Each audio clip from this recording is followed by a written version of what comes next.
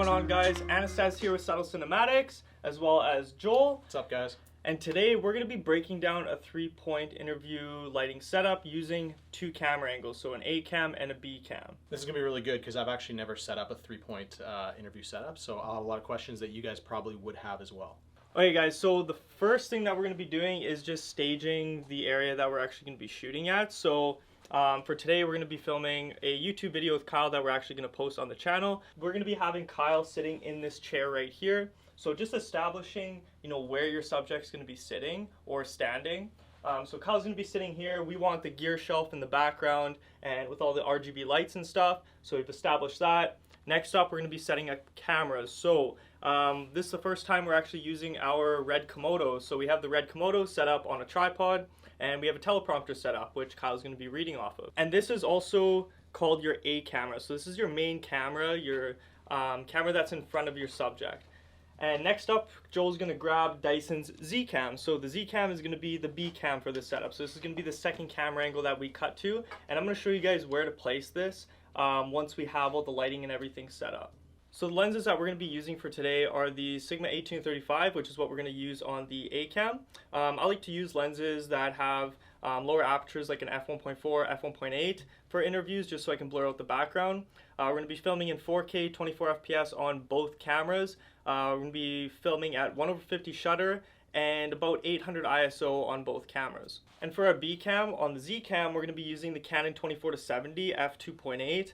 I personally love using the 24-70 for a B cam just because I like to get a more punched in shot and close-up shot of like a 45-degree angle of our subject, which I'll show you guys a little later on in this video. I like to really get from like the chest up to the top of the head, and the 24-70 is perfect for that, and it kind of keeps the camera a little further away from the subject. Sometimes it can be a lot for people when they're sitting here doing interviews, having 2 cameras on them, especially if you're using cinema rigs. It's just a lot to take in for somebody that might not have good camera presence. So the fact that we can keep the B cam kind of off to the side and punch in on our subject is perfect. So what is the most efficient way to start out? Like, what would you set up first so that later during the process of setting everything up, you're not moving things around? Right, so basically what I like to do is just set tripods up. That's the first thing I do. Just take the tripods out, set them up, and then toss the cameras on the tripod. And then I start to look into, okay, where am I going to shoot? Like, how am I going to set this up? Just so the cameras are just readily available to move around and maneuver. So I just make sure that the camera's on the tripods, and then I set up my subject, whether they're standing, sitting down. Then I move the cameras around. I always start with the A cam every single time. So I'll start with the A cam, and I don't like to shoot interviews like straight on. I'll actually angle the A cam like just barely off to the side, and then I'll actually place a chair right next to the A cam, which I'll show you guys a little later on. So I'm basically sitting directly next to the A cam, and the A cam is like almost pointing at my subject over the shoulder. And then that's when I'll adjust the B cam. But there is a lot of like moving the camera around and just trying to get that perfect camera angle. And even if you're shooting an interview setup with another filmmaker, like let's say it is just us two, you can ask me like, Anastas, sit in the chair and I'm gonna move the camera around just to see what the best angle is. And then you can get the person who's sitting down to double check that camera angle. Okay guys, so the lighting that we're gonna be using for today's 3-point lighting interview setup is gonna be 2 Aperture 300D 2s with light domes and grids. And we're also going to use a Kane Bolton TV pot light just as a kicker light. So that's going to be in the background. So it's going to be our 3-point lighting setup. To mount the lights, we're going to be using Neewer metal C-stands. So we have 3 set up here. We're going to be using 2 for the apertures and 1 for the audio. And then we just have a kind of a cheapo Neewer light stand that we're going to use as the kicker, just because the Kane Bolton light is so small. So yeah, we can start setting this up. So basically the first thing I do is just like, I extend all 3 legs and I just place them on the ground and get that all set up, and then that's when I'll attach all of the actual poles to the stands. Another trick too is like, well, just a little tip, not to over tighten anything. So like, especially with these 2, like they're not the most expensive C-stands. They work great. I've had them for like 3 years and they're super cheap, like $300 for a pack of 3, but like don't over crank them. Just like enough to be like finger like snug, pretty much, and that's good. Strip anything. Exactly. Yeah. Boom. Bring the pack out. Attach it to the C-stand, and like actually even a little tip too. So like let's say I'm watching like the B cam and Dyson is asking the questions for the interview, or just making sure the subject isn't looking directly at the camera, I'll actually like angle these two in just so that I can see the percentage of what the power's at on both of these. I don't have to actually move from my position to go and adjust it or check what the power's at. Next up, we have attaching the cable. So one cable is going to go from the power supply and it's going to plug into a wall. The second cable will go from the power supply to the light. So another little tip here too is just bringing extension cables. Usually one is enough. Obviously, the last thing we want is people tripping on cables, whether it's the camera operator or client. So if they are like everywhere and there's just like cables all over the place, what I'll do is just take Gaff Tape, just because it's non-adhesive, so like, it's not going to leave like a sticky residue or anything, and then I'll just pat it down. Nobody's going to trip over it then. So next up we have just mounting the Aperture to the C-stand. So I'll just place it right in here. And then again, just like finger tight it. Don't over crank these, just because these screws are kind of small and you don't want to strip the locking mechanism here. So next up we have the light domes. So these are the Aperture large light domes with grids. So basically all you do is, Aperture made these super easy. They just fold up into a bag like this. They just roll up. So basically you just take these wires and you just go all the way around, and you'll hear it clicking as you go all the way around. So as you guys can see here, one of these Aperture domes has a grid on it, the other one doesn't. So we're going to apply the grid to this one that doesn't have it. It's the grid, it just looks like a little netting. Basically what I'll do is just toss it on, and there's just Velcro, and you just Velcro it all the way around. NASA invented Velcro, eh?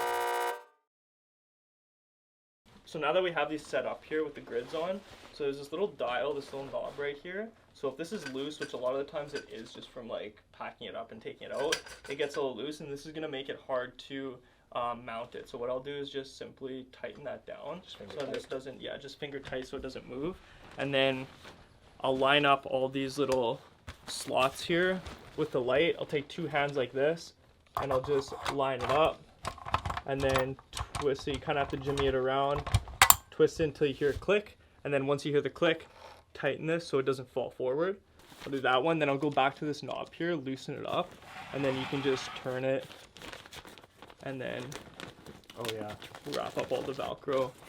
Especially if you've got it quite high on a stand, it'd be tough to reach. Yeah, and sometimes these like arms, like it's kind of hard to fit the Velcro, like you're stretching it, which can rip the dome. So what I'll do is just simply just loosen like a couple of them up and then Velcro down. So now that we have the lights set, roughly placed where we want, what do you look at for height to your subject? Yeah, so let's say, so Kyle's gonna be sitting on this chair here. So what I'll do is, I'll have it, I'd say, like the bottom quarter of like the light dome will be, like, I like to set it like right here. So it is like definitely up. You don't want it, in my opinion, like down like this and just pointing at him. I like to just like tilt the Aperture down, increase the height here, and just kind of go like this and then point it directly at him. I think that looks the best. Yeah, literally just like that. Because we're kind of working with a tight space, we're gonna have to put this C-stand on the table here, just like that, and then we're just gonna mount that cane bolts into the top there. And basically what I'm gonna want is, I want this cane bolts in, this kicker light, to shine like directly back here. So you just kind of angle it, and you can like kind of look at it from like at the like chair, and you can see as long as it's pointing directly at the back here, then you're fine. The last thing we want is for the light to be kind of like missing the back of this chair. In this case, with the flags, do you want them fully open, or would you close them to create a harder line? Yeah, I like to just keep them open, honestly, just to like, just so it hits like the entire back of the chair rather than just like a pinpointed spot. Put on there. Two knobs. There we go. Whoa, I just got blinded. Like the glow of like the light is like hitting the side here, it's hitting the side here, and that's exactly what we want. So this is basically just separating our subject from the background. Okay, so next up we're going to set up audio. So there's a few different ways that you can set up audio. Some people are running on a budget, they're using a shotgun mic. Some people invest in a Rode wireless lav mic or some sort of lav mic setup where you can clip the speaker onto a shirt or inside of the shirt and capture audio that way.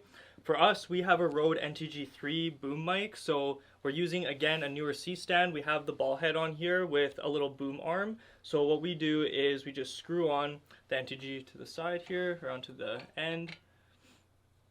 And then we'll angle this in like this. Toss an XLR cable on here. So the XLR cable just plugs into here, and then we run it across the boom, and it plugs into a Zoom H4N recorder, which is an external recorder which we record into. So XLR cable plugs in to the top here. Wiggle it around just like that, and then I'll usually just run this cable up the side of the boom here. Oops.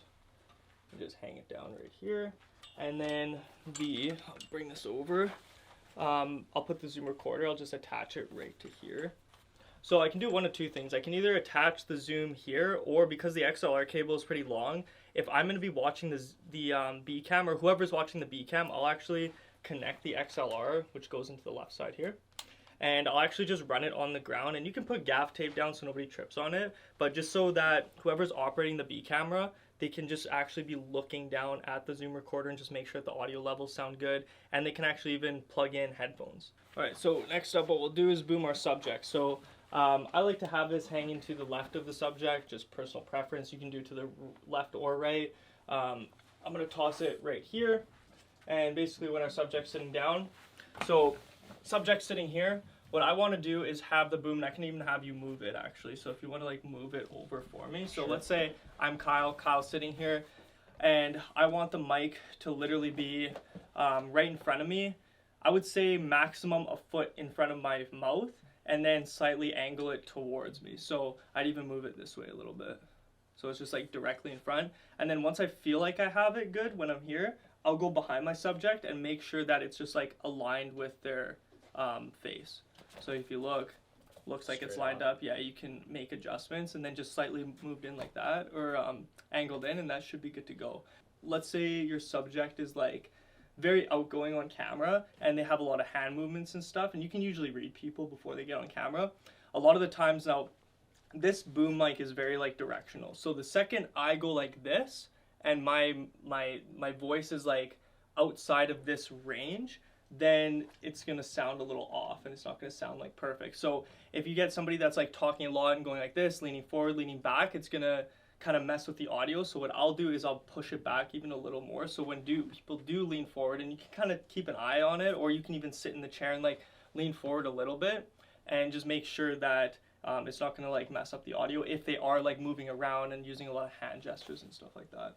So just a little tip, I guess, because I've ran into issues on like interview setups where like people do that, and like the audio sounds like it's going like, and today we're gonna be talking about this. Right. You know what I mean? So here at the office, we have a big window here on one of the walls, and basically if we don't black out this window, it's going to create a really flat light. So basically we're going to have zero control over the lighting, and we don't want that. So we're going to black out the curtains, and then we're going to be able to hit our key light, fill light, and further control the lighting in here. We'll hit these on here.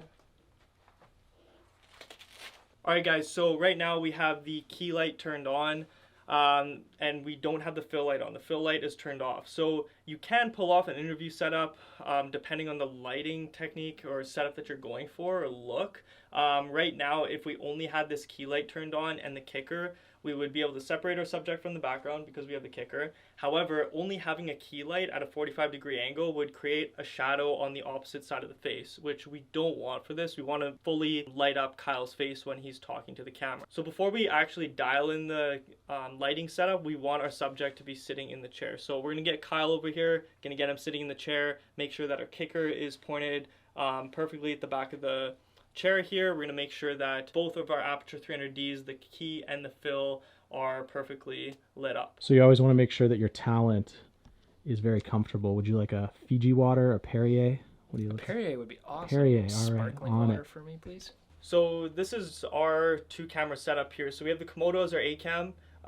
For an interview, pretending that Kyle is an actual client, I would be sitting on a chair right across from him. So basically I have this set up so Kyle's in like one of the thirds, and I'd be sitting in the chair here, and I would tell the client to talk to me and not the camera. So I place the camera right here, compose my shot and everything, and then I'm sitting on the chair and I'm just slightly off camera, like ever so slightly off camera. So if the client isn't actually talking to the camera, they're talking to me. So our second camera angle right here is a Z-cam. We have the 24-70 as I mentioned earlier, and this is a more punched in shot. So we're capturing from the chest to the top of the head. I like to have the B cam a little more zoomed in than the A cam just to capture a little more emotion within the interview. I feel like just having a tighter camera angle just captures more emotion. You can just see more of the person's face up close. So something to remember would be to keep eye level, A cam, Yes. and your eye level all the same. All the same, yeah. Okay. Yeah. So if he was standing, then I would also be standing up. So why is it important to keep one of the cameras on one of the sides as opposed to having them basically separated like the lights are side to side? I got you. So basically at the end of the day, it's going to look a lot cleaner. So wherever your A cam is, I like to keep the B cam just like right next to it and just keep them like both on the same side. So with Kyle angling in where he is right now, obviously we want the A cam on this side and not like the opposite side. So like I always like put on the side that he's like angling out from, and then I'll place the B cam on the same side as the camera like angling in. So if the Komodo was angled this way, the B cam would be on that side. I mean, Dice and I used to do this all the time, like in the earlier days of filmmaking, just because we didn't know any better. But like we would have our A cam set up exactly how it is here. It looked good, but then our B cam was like way off to the side and like shooting almost like a side profile shot, or it was on the opposite side, like the wrong side, and just the camera angle looked so weird because it was just like such a dramatic change going from the A cam to B cam. When this is so subtle, it almost looks like it's so close from this camera angle, but it's just more punched in. So another example of like doing this the wrong way, so let's say our A cam set up perfect, but we're doing what Dice and I would do back in the day, is have this camera on the wrong side and like way too far out. It would almost, when you're switching from your A cam and B cam when you're editing, it almost looks like the person's like talking to themselves, right, which we don't want. So are there any advantages in the editing process by having the two cameras? Yeah, most definitely. So let's say we're shooting a client and maybe they're not the best talking in front of a camera. And let's say they have like 10 smooth sentences and then they trip up and they stop talking, they mess up, and they just kind of recollect themselves and then start talking again. At that point, you can cut out the part that they messed up and jump to the B cam or the A cam and make it a seamless transition. And we'll even show you that. I'm sure Kyle's gonna trip up on the YouTube video when he's shooting it. Like, I'll roll over an example for the YouTube video. I'm gonna show you a couple of videos. These videos are a recent guerrilla marketing tactic that we use to grow our brand on social media. I'm going to show you a couple of videos. These videos are a recent guerrilla marketing tactic that we use to grow our brand on social media. When you start jump cutting from the same angle and all you're doing is like punching in, punching out, I feel like you lose a little bit of like that production value for sure. Right. Alright guys, so that's a wrap for today's video on a 3-point lighting setup with 2 camera angles. Let us know in the comments below if you guys enjoyed this more raw style of behind the scenes and educational type video. I mean, this is literally a video that we're going to be using going forward. Like, I was training Joel on how to set up a 2 camera angle setup with a 3-point lighting setup, but we're also going to bank these videos for when we actually do hire, you know, another employee that doesn't know how to do this. We can send them this video and kind of train them in that sense rather than setting everything up and showing them hands-on. So yeah, let us know in the comments below if you guys want to see more of these raw types of behind the scenes videos, and we'll catch you guys on the next video. Peace.